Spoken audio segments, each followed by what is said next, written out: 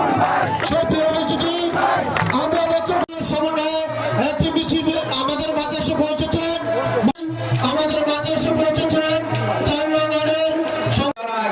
সংগ্রামী উপস্থিতি। আজকে আমার একটাই প্রশ্ন,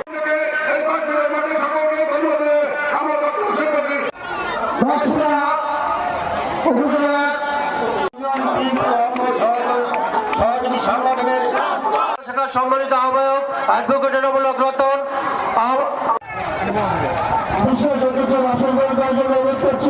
কৃষক, শ্রমিক, বুদ্ধিজীবী, আইনজীবী, ডাক্তার, ইঞ্জিনিয়ার, ছাত্র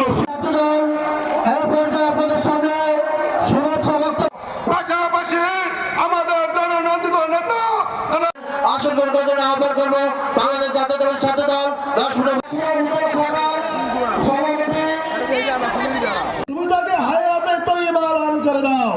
আমাদের প্রিয় নেতাকে প্রধানমন্ত্রী বানাবার মতো তৌফিক তাকে দান করে দিও এবং তাকেও আমাদের পাশে থেকে আমাদের খিদমত হাসান মামুন ভাইকেও তুমি হায়াতে তৈয়বা দান করো। ইজ্জত আম্মা ইয়াসিফুন ওয়া সালামুন।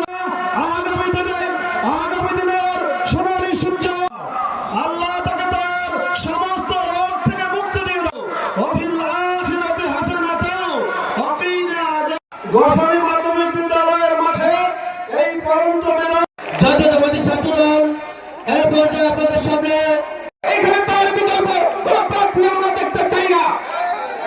মুখী হয়েছে সারা বাংলাদেশে ধানের শীষের পক্ষে জাতীয়তাবাদী দল বিএনপি জাতীয়, কিন্তু অর্থবাদী আমি বিএনপি কোন এমপি তার মধ্য দিয়ে তিনি বাংলাদেশের গণতান্ত্রিক লড়াই সংগ্রামের ইতিহাসে আপসহীন নেত্রী হিসেবে তিনি আখ্যায়িত হয়েছিলেন।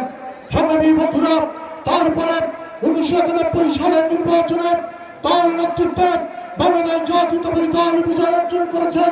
তিনি প্রধানমন্ত্রী নির্বাচিত হওয়ার পরে বাংলাদেশের জনগণের জন্য, বাংলাদেশের নারীদের জন্য, বাংলাদেশের শিক্ষিত এবং অশিক্ষিত যুবকদের জন্য বহু প্রকল্প গ্রহণ করেছেন।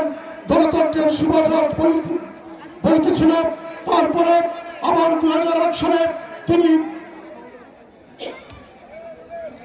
নিরঙ্কুশ সংখ্যাগরিষ্ঠতার মধ্য দিয়ে আবার প্রধানমন্ত্রী হওয়ার পরে